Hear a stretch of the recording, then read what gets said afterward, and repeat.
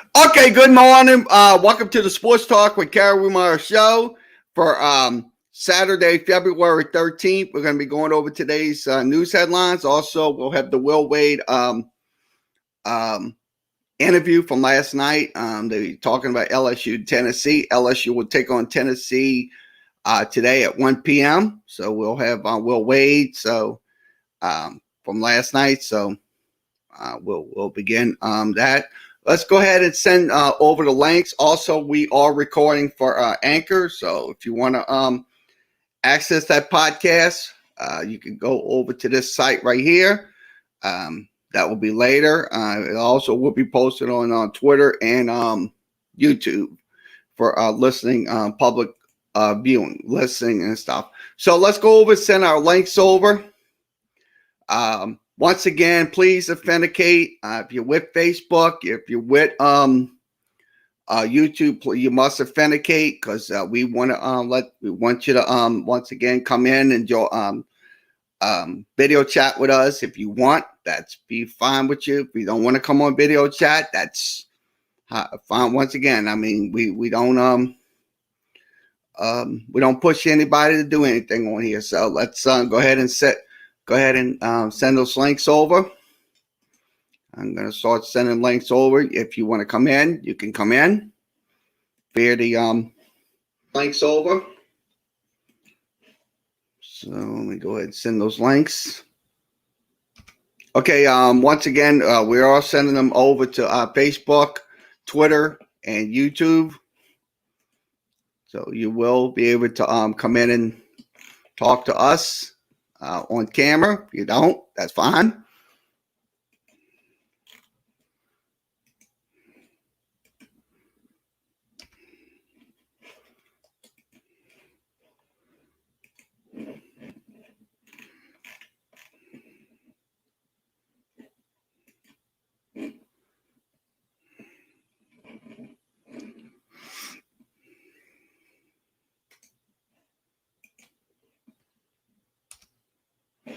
Okay, once again, all three links are sent over. So if you want to come on down through the StreamYard links. That is, once again, that is highly optional. So let's go ahead and go over some news headlines, and we'll have Will Wade and during the show.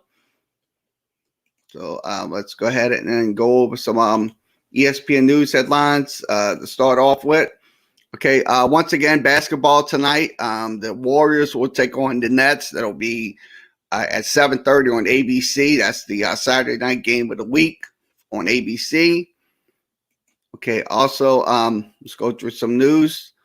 Okay, Jacksonville director of sports performance, Chris Dole, resigns amongst backlash. So it looks like there is some backlash going on between the strength coach. He made racist remarks, belittling players and bullying players. So that's what he did. So he was criticized. So wehmeyer did hire him, Chris Dole. But once again, the backlash is absolutely strong. So look, to put it in perspective, to be honest with you, look, if he did make those race remarks, look, they should never hire someone that's going to make racist remarks like that. They should never hire someone like that. Never. But wehmeyer did hire him. So that's kind of, like I said, that was kind of fishy. Jacksonville doing that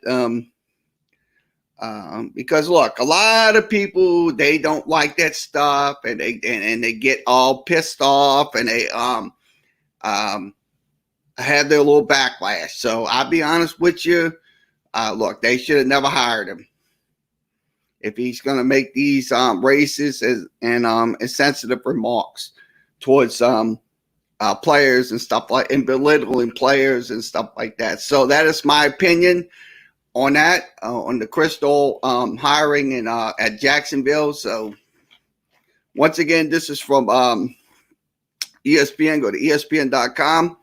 Michael DeRocco. Let's see what he had to say about it.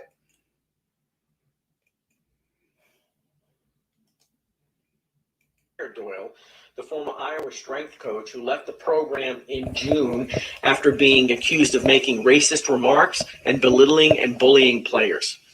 The most pointed criticism came from the Fritz Pollard alliance, which called the hire unacceptable and said that Meyer's defense of Doyle was pretty much part of the good old boy network. Whether it was a resignation or a firing, a move had to be made because of the potential for issues and problems between the players and Doyle, who was going to be responsible for all aspects of their training and nutrition. Meyer still is going to have to face some tough questions from his players when they do regroup for the first time. This is not exactly the atmosphere you want to create when you're trying to start a brand new rebuild of a franchise which has had more than its share of troubles over the past decade. So I'll be honest with you. Like I said, look, Urban Meyer, I'm going to tell you, Urban Meyer is definitely going to have a lot of questions arising with this hiring of Chris Doyle. So once again, that's from, college basketball going on. As we speak, it is Ohio State on top 9-6. That is going on in the first half, the game on ESPN. Okay, Milwaukee Bucks, Giannis Antetokounmpo calls Utah best team in the West. Yes, I think I agree with him because Utah is the best team in the West. I mean, right now, so far, so good with their record. So I say this, yes, I definitely agree with him. 21-5 is no joke for the Utah Jazz. I mean, that's just something right there. Utah is just on another level right now. They have Rudy Gobert, Joe Ingles, and Donovan Mitchell also put up points night after night. So I think, to be honest with you, I think they are going to be when it's all said and done before. Once again, the second half of the season, I think they're going to be in the playoffs. I think they're going to be a number one seed. If that does occur, I think they will be the number one seed. I mean, sure, the Lakers might be the second seed, but I think Utah will most likely be the number one seed going into the playoffs. That might be later down the line. So. Once again, this is from ESPN. Go to ESPN.com.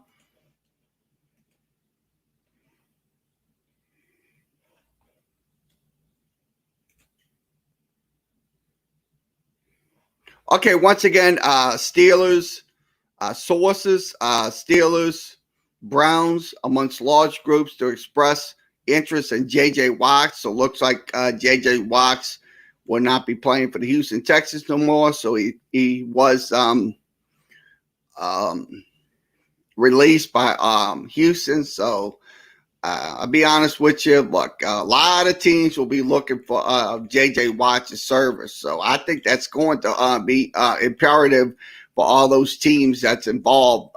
Pittsburgh, Cleveland, and many more teams looking for J.J. Watt. So with his caliber of play and stuff like that. So once again, this is from ESPN. Go to ESPN.com. Okay, let's once again, New York Mets include Tim Tebow on their spring training roster. So it looks like he is going to be playing on their spring training roster. So Tim Tebow, his dream of going to the Major League Baseball is still a reality. So that's probably he will looks like he'll be going over to the he'll be playing for the minor league teams and stuff like that. So I say this, if he does get into the major leagues, that would be a big accomplishment for Tim Tebow. So once again, he's off the field stuff with the dream with helping the youngsters, disabled people go to the dance and stuff like that, and proms and stuff like that, have a little proms. I mean, that's what he does. I mean, that's just, I mean, look, I wish him the best of luck. I wish Tim Tebow the best of luck. If he does get on the Mets roster, that'll be a good feel-good story, to say the least. So once again, this is from ESPN. Go to ESPN.com.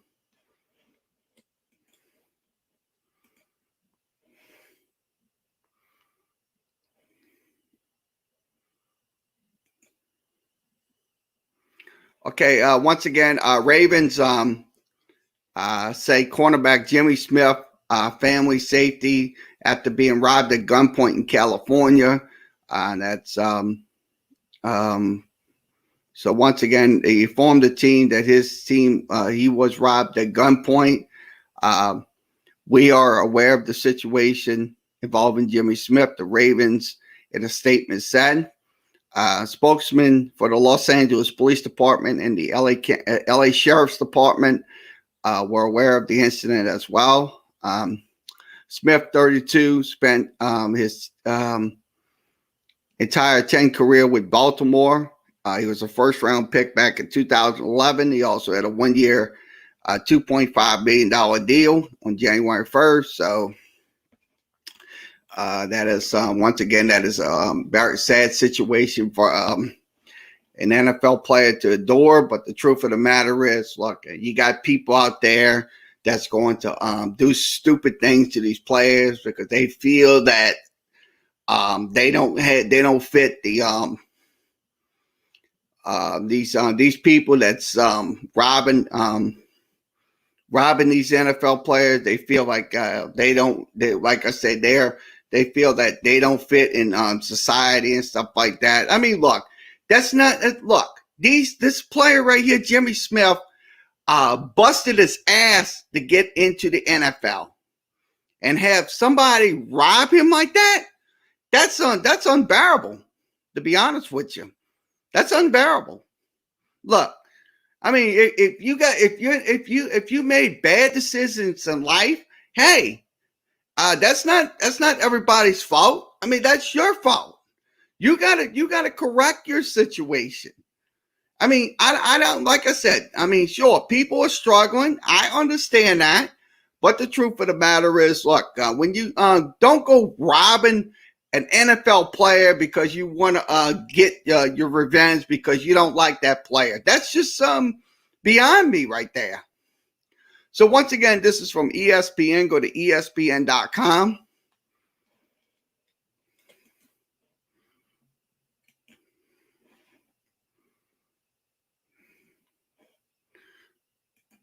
Okay, Bluefield College basketball players stay in the locker room due to the national anthem to avoid having season taken away from us. So that is, I think, to be honest with you, yeah, I'm pretty sure if that's their decision. If they want to stay in the locker room, they can do that. That's their decision. That's just like I said. Because to be honest with you, like I said, it's not about the flag. It's about systemic racism that's going on in the country. I mean, people just get everything twisted in society. They think, they don't want to stand for the national anthem, blah, blah, blah, blah, blah, blah, well, let's fire them and all that. No, that's not about that. It's about racism. I mean, people don't get it. People just sit there and don't read enough, and they just assume things that goes on. That's what they do. I mean, what this school did was courageous, and that's one thing I'm not gonna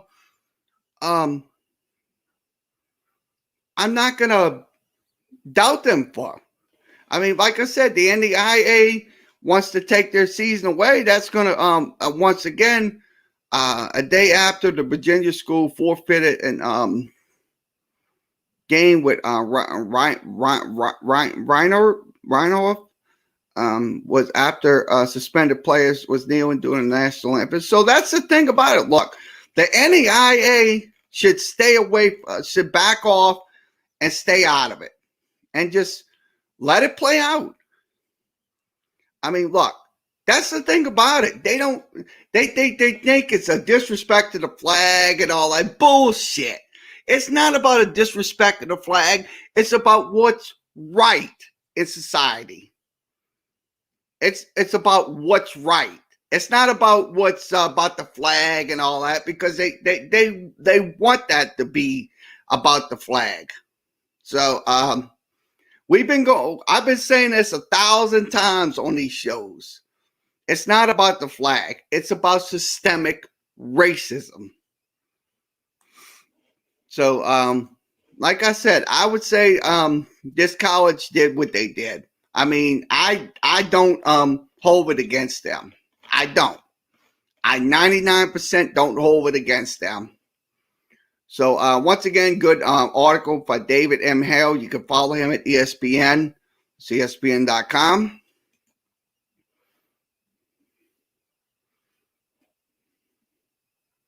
Okay, once again, you scored 19-6. Ohio State on top of Indiana. That game's going on in the first.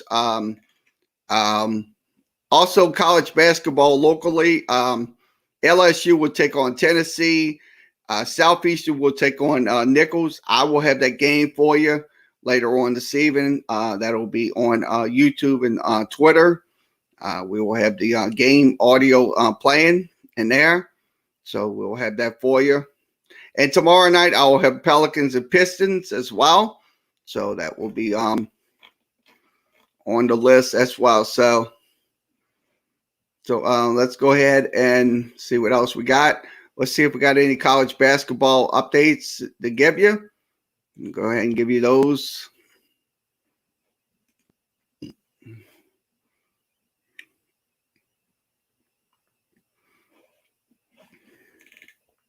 Okay, once again, it is Florida State on down 21-20. It's Drake on top 17-16. And also Oklahoma State on top 12-8. That game is going on as well. College basketball on Saturday.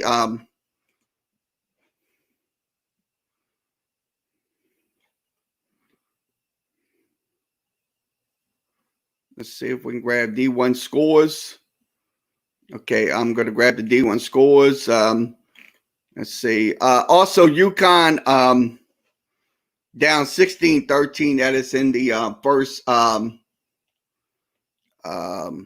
half. Also, UIPI down 23-20. Their game is in the first half as well. And Chattanooga is on top.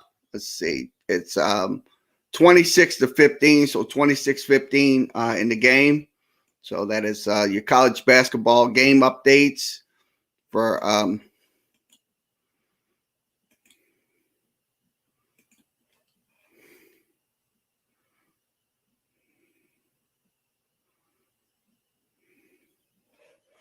so we'll go over to local news and we'll play the Will Wade interview with Tiger Details talking about LSU and Tennessee.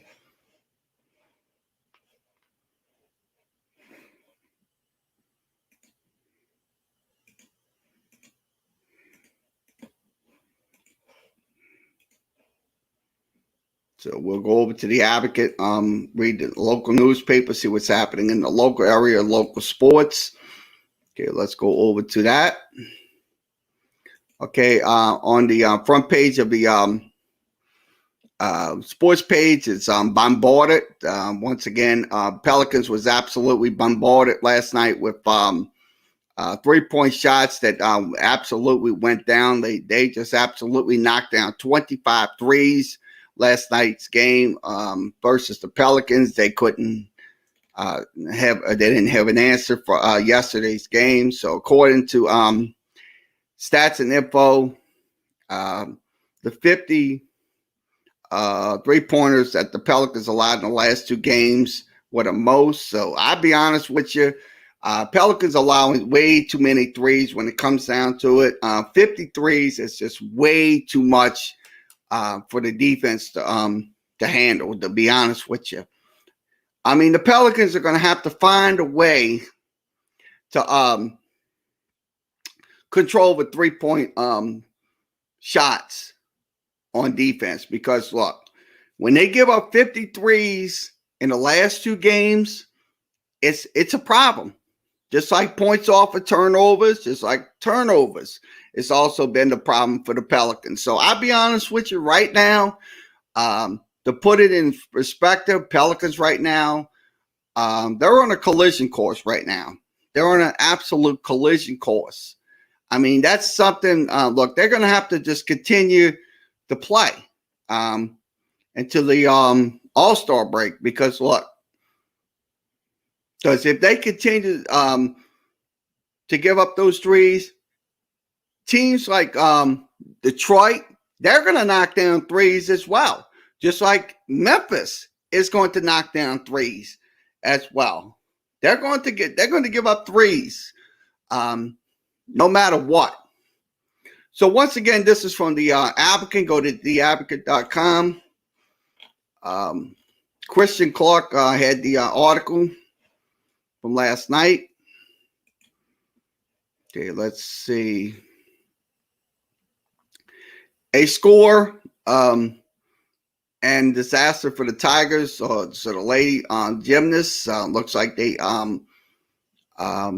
defeated Florida last night. Number 2 ranked Tigers had a victory in their grass, but disaster struck in the final routine when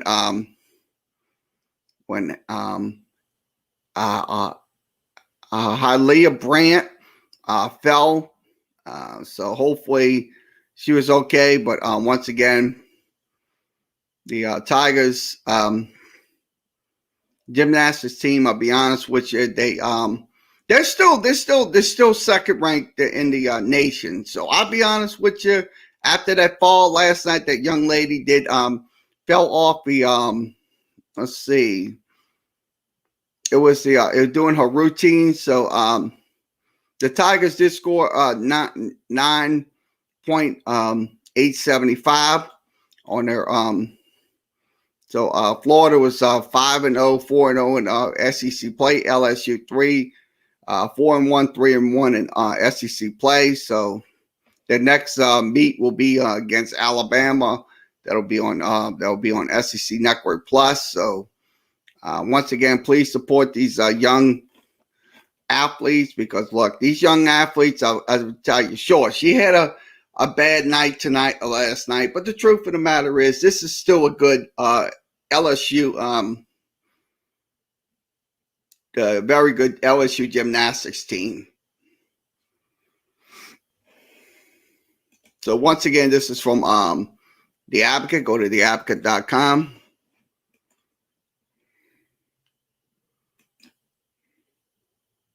Okay, Faber Matador faces a field challenge at the Rizzo Star Stakes. So it's going to be once again, this is the Rizzo Star Stakes.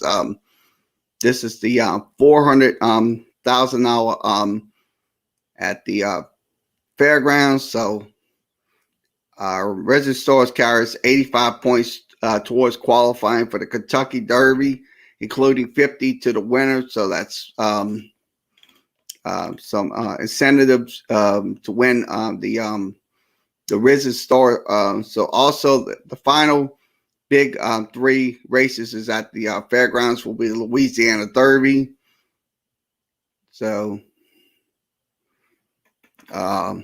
once again, this is from Darrell Williams. You can follow him at The Advocate.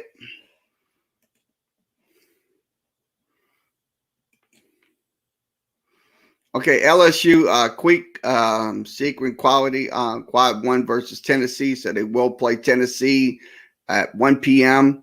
LSU will be taking on them. It'll be at the SEC conference matchup. So LSU, once again, they're going to have to get a little bit better in their games. The balls lead the conference in scoring defense, giving up 60.8 points a game. Also, they're the top field goal defensive shooting team with 39.6, and also second in 3-point defense with 29.7. So they're facing a very good Tennessee team that's got good defensive ratings and stuff like that on 3-point shots and points given up. So I look at it this way. This is going to be a very tough schedule for LSU to be Zach. I mean, hopefully LSU can come out a winner today. I'm pretty sure they will. So once again, this is from The Advocate. Go to theadvocate.com. That's theadvocate.com.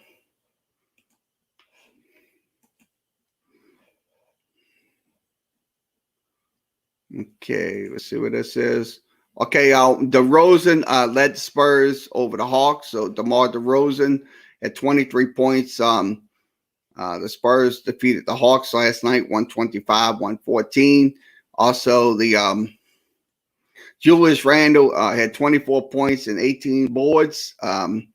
Derrick Rose scored 14, and he had 20 minutes. So that was the Knicks won their game last night, 109-91.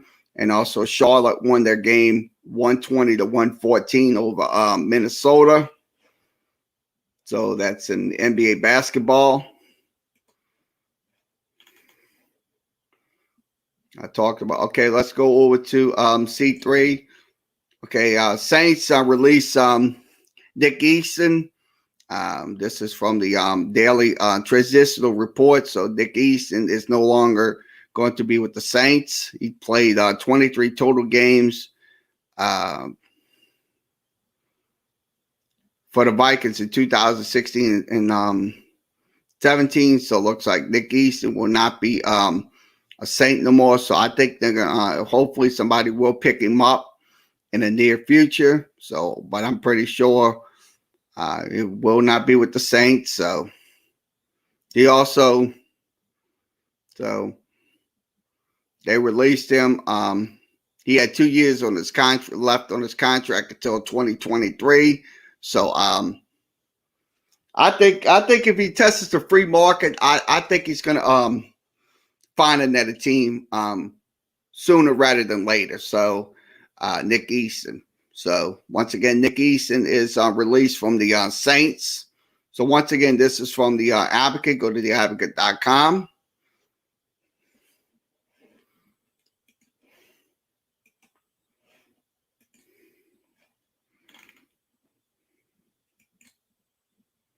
Okay, once again, Saints ask for patience from season ticket holders. The renovation of the Superdome.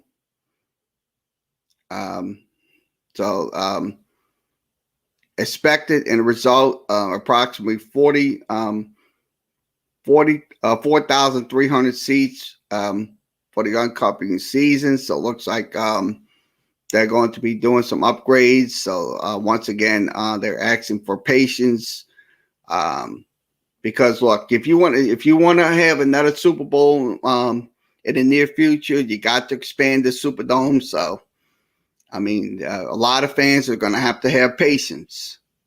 I mean, they're going to have to learn to have patience because, look, it's going to take a while to get everything expanded and stuff like that. So that's just it is what it is. So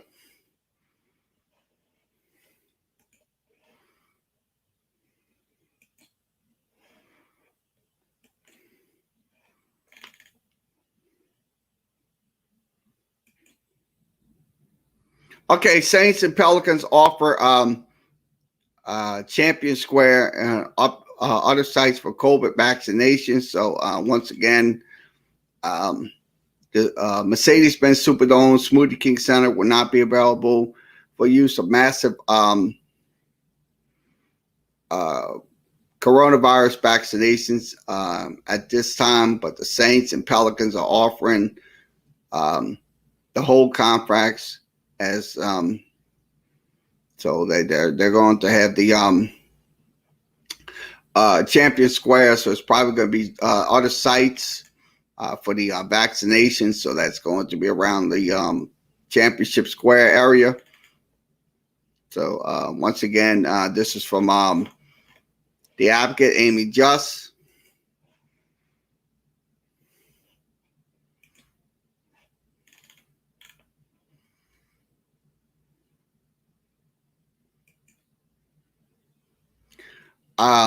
The Djokovic injured in doubt. That's Novak Djokovic. Looks like he did tore a muscle at the Australian Open, so looks like he's not going to be playing. So that's unfortunate for this young individual to be out like that. So he did win his match 7-6, 6-4, 3-6, 4-6, and 6-2. But he did tear a muscle. So once again, this is from the advocate.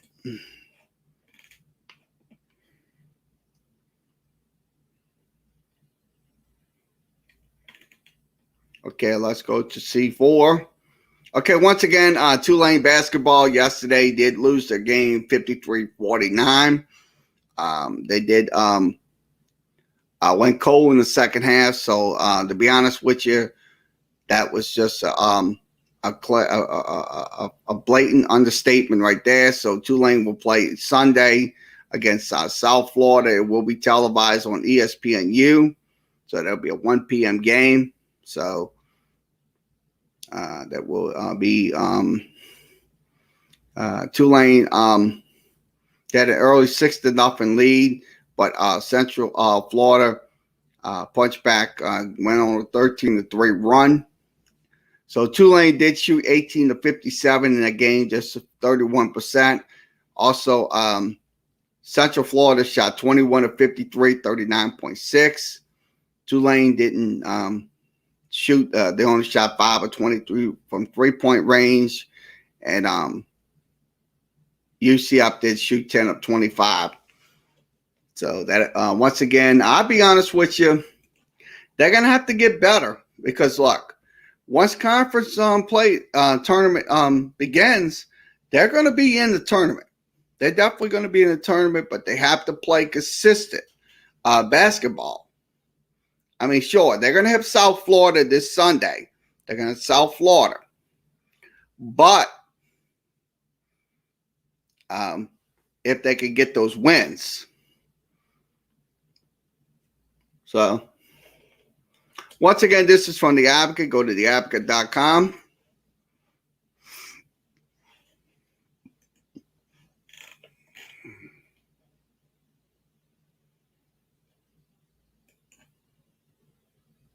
Okay, Michigan, number 3, Michigan shakes off Russ. So they did return from a 5-game hiatus. The Michigan Wolverines. So looks like they'll be playing. Now UConn did win their game 64-40, and UCLA won 69-58, and also Missouri State defeated Illinois State in their game last night. So college basketball, follow Noel Trister at the AP.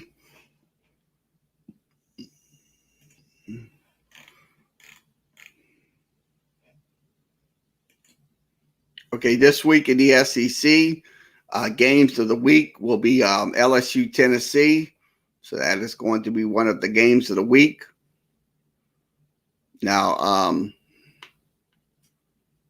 LSU wraps up a 4-game conference on the road since 19 for the first time since 1972. They play Arkansas, so that's going to be they're going to be playing their road games. So that's since 1972. So LSU will be playing at Tennessee. No, at home. They're going to be at home. So once again, this is this week in the SEC.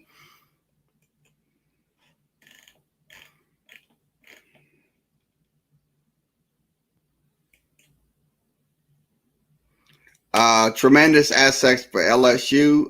Wherever starting pitcher wants to Alan Dunn. They know trust sophomore catcher Alex Malazzo. So I'm pretty sure that's going to be a big asset for LSU when it comes down to the pitching and stuff like that. Malazzo did start 13 games. He quickly developed into one of the best defensive catchers in the SEC. Alex Malazzo. So once again, this is from Wilson Alexander. You can follow him at The Advocate. That's The Advocate.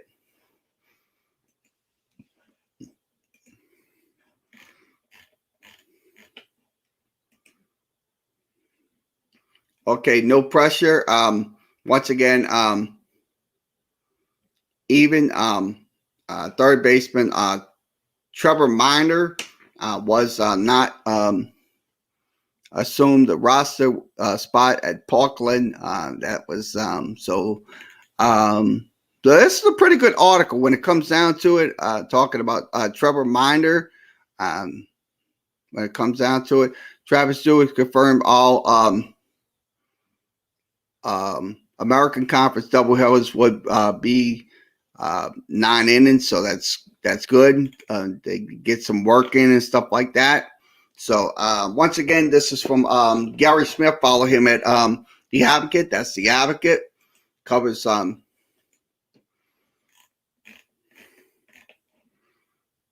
okay, Fairgrounds Report. Let's see what's happening on the Fairgrounds Report. Your Fairgrounds Report, race 1 that happened yesterday, and then this is race. Let's see, they had 13 races. This is called Chalk Choice. So you can follow the Fairgrounds Report. This is if you're a betting person, one of your horses won. That's good. Congratulations. So once again, this is from The Advocate. Go to theadvocate.com.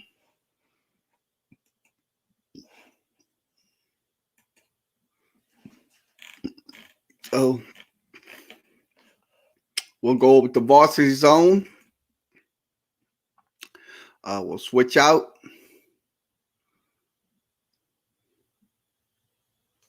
Okay, let's go to the okay, once again, Jesuit hires De La Salle coach Ryan Menel. They hired so Jesuit will get him a new coach. So that looks like Ryan from De La Salle will be the new head coach at Jesuit High School. So that's I think that's good. Congratulations to him. Scott Bainsford served as the interim coach back in 2020. Mark Sandri stepped down. Jesuit went 5-5. Their last appearance in the state playoffs was back in 2014. So looks like he went 79-23 at De La Salle. He had 3 state title appearances. So once again, that is good for Ryan Manuel. So you can once again, that is with the Advocate, Christopher Dahl. Follow him at The Advocate.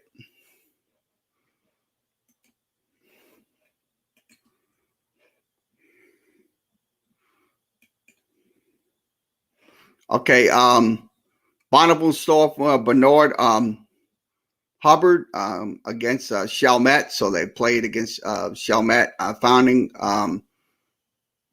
the range, the original playing for Bonneville sophomore against Chalmette. But with defense packed around Louisiana Tech signee, Hubbard put up a 3-point shot. to send Bonneville well on a way to a 52-28 victory over Chalmette. So that was in the game last night. So that he had made a 3-point shot in the first quarter. He sank one with 1 minute in the second quarter. He also had 14 points. He also finished with 15 points. He went 1 for 2 from the free throw line. So Bonneville has Bonneville 16-5, 3-0 in district play. So once again, Coach Micah Hodges says this game was awesome for him. The shooter had struggled in some recent games, so that was in the game last night. So they won 52-28.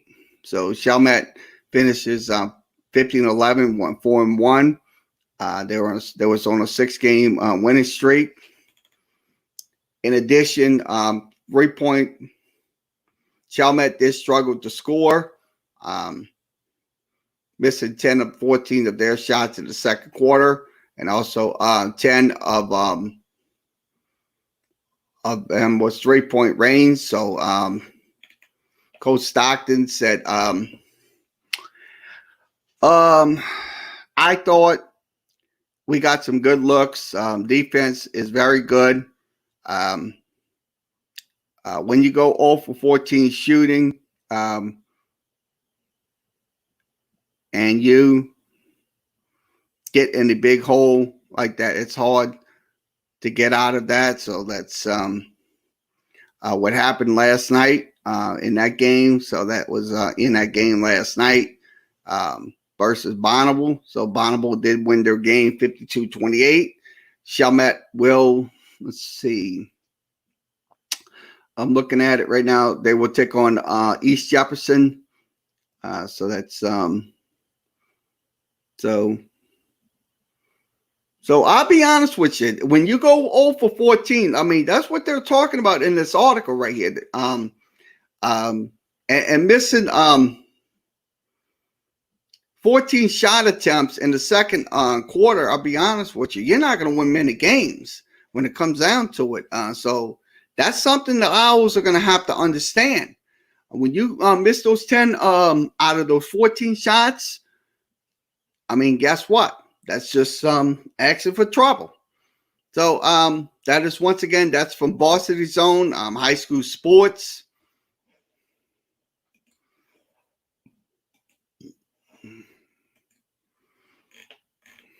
Okay, let's see what else we got to talk about. Okay, let's see, pull this up. Okay, once again, Carver rolls past Wright for their 24th win of the season. So congratulations to Carver. So Carver wins their game outright. They won 71-48 in their game last night as well. So Warriors hold the number 4 spot in the power rankings. Also in Class 3A, travel to Crescent City on Monday. So that's Carver. So once again, this is from The Advocate. Go to theadvocate.com.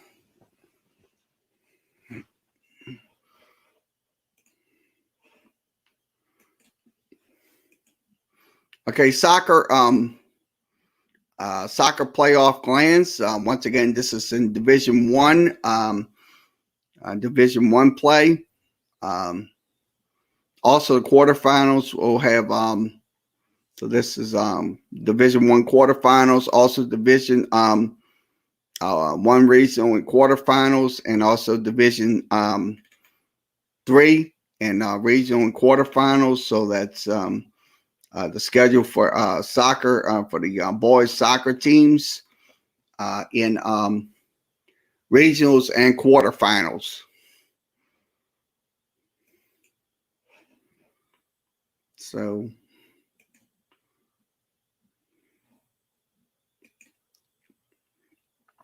okay, Jordan Spearer takes a bowl tee shot to pull off a setup birdie. So he did that at the once again Pebble Beach Pro Am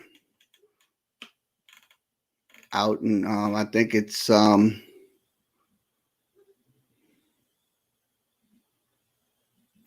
that is once again that is your golf news.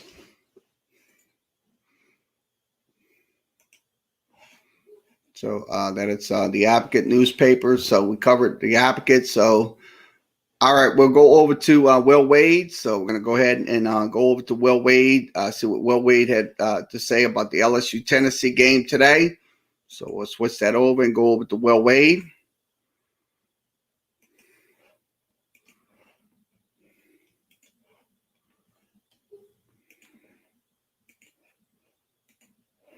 Okay, Will Wade talking about LSU Tennessee. So I'm going to go ahead and play it.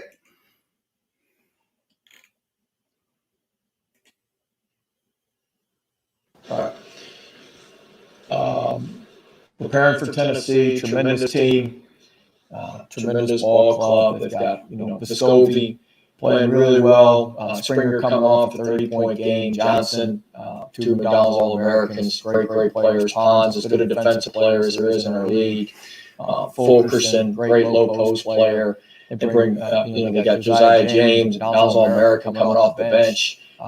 Who's a tremendous shooter. Victor Bailey, great shooter. Anaseki, tremendous rebounder. 13, really good rebounder, good around the rim. So they've got great personnel. I think they're as well coached as anybody in our league. It's going to be tough sledding, especially for us on the offensive end against their stellar defense. So it'll be a big challenge. They're a top 15, top 20 team for a reason, and it'll be a huge challenge for us tomorrow.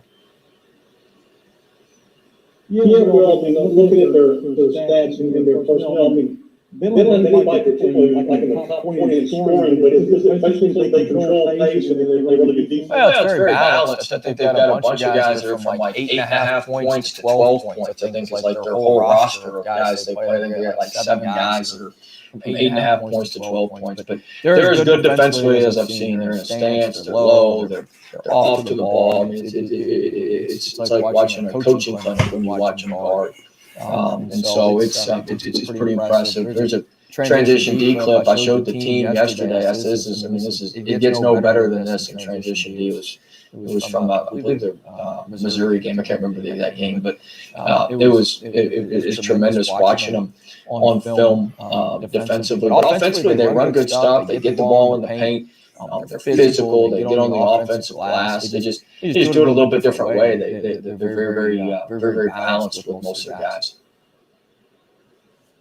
Well, they looked like they had been in a little bit of a slump a couple of weeks ago where they were in the 50s and, games like that. If they lost Ole Miss, scored only 50. Looks like they've gotten their scoring back. What have they done lately in the last couple of games? I think they've done well. I think against Georgia, they were tremendous in transition. They hit a bunch of transition threes. They really got going in transition. But like Will Wade said, look, they are a good team. Look, I'm sure they had their struggles and stuff like that, Tennessee. But I tell you the truth, right now, look, if we don't win this game, guess what? We fall behind the 8 ball in the SEC. So we have to be honest with you. We have to take that into consideration because look, Tennessee's not going to be a drop dead team. Go lay down for anybody. This team's going to fight. So once again, Will Wade talking about LSU and Tennessee. So we'll play some more of his clip. Those games they lost, they were down. They were down one of their best players too. They were down Johnson in those games, and they were down Pons against Georgia. They'll be full strength against us from what I can gather. But they were down guys, and they got off to a great start at Ole Miss. You look at their Ole Miss game; they got off to a tremendous start. The last 10 to 12 minutes, they kind of bogged down against the 1-3-1 and against a couple other things, but. Once they're full strength and they'll be, they'll be sprinting out in transition, getting out in transition, and really that second half of the Kentucky game and the entire Georgia game, they played faster, and shot a few more threes than they typically have, and they've been scoring the ball extremely well. And also, if I can, from 1 to 10, they might be the best all around group you played this year, maybe. I mean, that's fair. I'd say their rosters is I mean, it's as good as most. They've got Pons, who was the defensive player of the year last year. They've got three basically. They got 3 McDonald's All-Americans with Springer and James, Josiah James, who's a sophomore, and Johnson. Then they've got Vescovi, who's had a year of experience, who's played great. They got Fulkerson, who's in his 3rd or 4th year. I think he was an all-league player last year and was certainly preseason all-league. This year they had Bailey, the transfer from Oregon, who averaged 7 or 8 points a game at Oregon. Had him as a shooter. Anasicki was a tremendous player at Sacred Heart. So I mean they've got as good a roster and as well a constructed roster as I've seen. Hey, well, I've got a bit of a two-parter for you. I mean, you mentioned Pons. He's kind of a orchestrator of what they do on defense. I think he's one of the leaders blocks. First 6 cards are pretty impressive. I mean, he's kind of talk about the challenges that he's presented to you guys from the guard perspective. Well, I mean, he's going to be tough to score over. He blocks almost 2 shots a game in SEC play. He's active. He's all over the court. Like I said, he's a defensive player of the year. There's a reason for that, and so he's just very, very active. He's very, very athletic. He's as good of an athlete. I mean, him and Johnson are 2 of the best athletes. There can't be 2 or 3 better athletes than them in the entire league, and they're both on the same team. So that makes them very, very dangerous and very, very good defensively. And then just one quick one, if you would. I guess offensively, you guys really seemed to hit stride last game. We were able to kind of pick yourselves up. I mean, just going back and looking at the film, what were some of the things you thought you did well, and just kind of how you translated to this? I thought we converted the turnovers better. I thought our transition offense was better. Our spacing was a little bit better, and certainly we moved the ball and shared the ball quite a bit better in the half court. We got the ball moving side to side. We got in trouble a couple times when we took one pass, no paint touch shots. That's when we had a 7-point lead in the first half and had 3 straight possessions like that. We had a couple of possessions in the second half when we had a lead. And so we've got to be able to limit those. And we don't give the defense enough time to mess up. And that's certainly going to be true on Saturday against Tennessee. You've got to pass the ball and move the ball 3 or 4 times, because if you try to do it once or twice, their defense ain't messing up. They're just so solid. So you've got to get it moving. So hopefully that's a lesson we can take from State and hope to apply against Tennessee. You have a couple of questions. The first one is the status of Milani and Sharif at this game. Milani will play, Sharif's out. Okay. Secondly, y'all moved the ball so well in the last game, and we have some games where you do it well, then it kind of disappears. How do you kind of, I guess, keep the ball moving going instead of like have those periods where it's stagnant and everybody's standing and watching, and it breaks down a lot of one-on-one?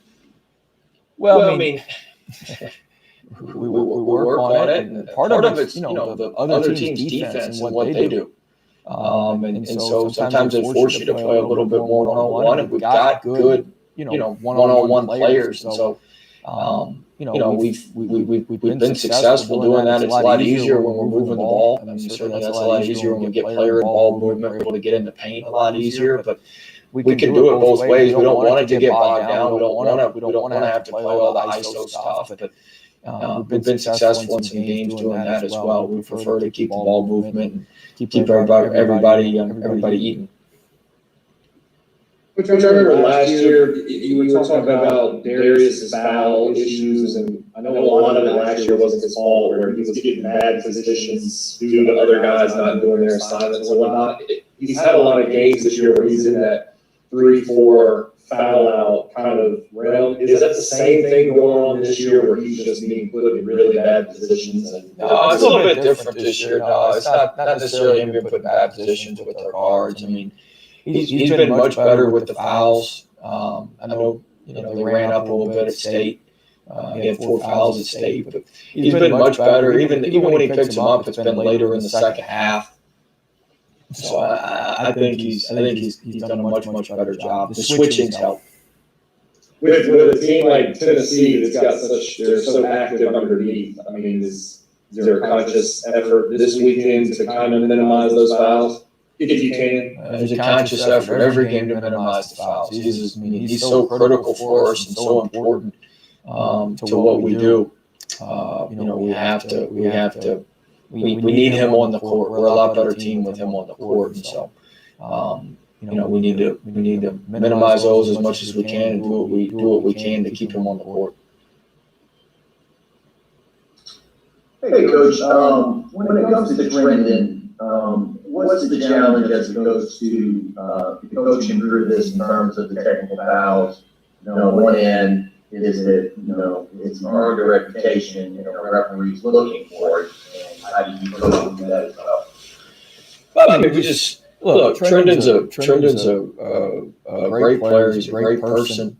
He gets into it in the game, and we talked about we had our leadership meeting on Thursday, and we talked about how to regulate. How to regulate emotions, all of us. That's something we all got to get better at. I got to get better at. All of our players have to get, all of our players can improve in that area. So that's something you constantly talk about, you try to teach.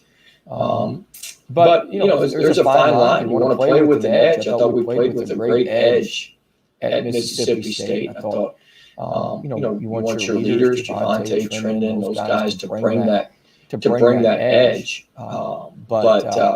It's certainly unfortunate, that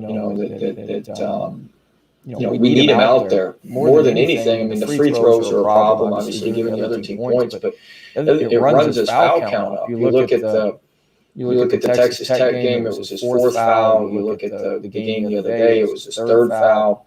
And so it runs his foul count up, and that's somebody that he's a very valuable player. So we've talked about channeling that energy into our team as opposed to going against maybe the opponent, and just channeling that and feeding the fire in the right area. But he's a tremendous kid. He's a tremendous person. Raised unbelievably well by his parents and his family, and so it's just one of those things that's kind of happened. I can assure you this: we're not the only people on the court talking.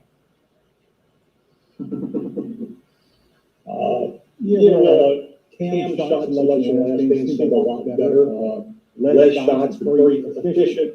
Is it something that is just maybe discussed with, or is it something that's been growing as a player, maturing and understanding? I'll take it in the range and shoot it. I'm good here. Only you should free right now. No, I don't think Cam's shot selection has been bad all year. I think there's some here or there, certainly. But he's a shooter, he's a scorer, and he's gonna. That's what he's gonna do. That's what you sign up for when you recruit and sign a player. Like him. I certainly think there's some tougher shots that he takes and other guys take. But he was efficient. He played well. At State, the 4 assists, shooting over 50%. Sometimes you got to take what the defense gives you. And so in some of these games, teams are forcing him. We'll see a different game plan tomorrow. They're going to be physical with him. It'll be a little bit different tomorrow. But I think he's adjusted well. He's so smart. He's so cerebral. I think he's adjusted extremely well, and he's figured things out. He's taken what defenses and taken what the other team gives him. Does anyone have anything else for Will?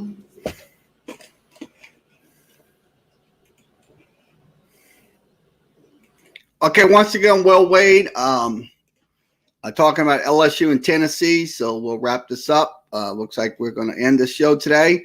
Okay, when we go ahead and wrap this up. Once again, thanks for joining us for this edition of Sports Talk with Kerry Wehmeyer Show.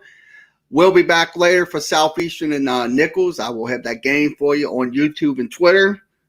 We'll have ESPN Plus game audio feed. That will be no game videos will be shown due to copyrights. We don't want to once again get copyrighted. So once again, We are going to be live again later on this evening, Southeastern and Nichols. So I will have that game for you. And tomorrow night, I will have the Pistons and Pelicans also as well. That game will not be shown as well. So once again, you'll hear audio coverage, game audio live every time. Next week, we'll have LSU baseball. LSU baseball in the air that will be against Air Force and also Notre Dame on Saturday. So once again, like, share, and follow our show. Like us on Facebook. Also, just go over to the Facebook page. You go over to my Sports Talk with Kerry Wehmeyer page. You also can access that page as well. You can like that page as well. Go to that site. Also, you can follow me on Twitter. Also, you can follow me on YouTube. We'll have play-by-play coverage of different games that will be on YouTube and Twitter, as always.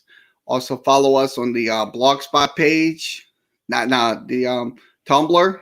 Also, the Twitch page. Also, follow us on the Instagram. Follow us on the Skype. Also, follow us on LinkedIn. Follow us on Blogspot. And also follow us on TikTok. We'll have videos on there whenever we can. Also, you can follow us on anchor.fm.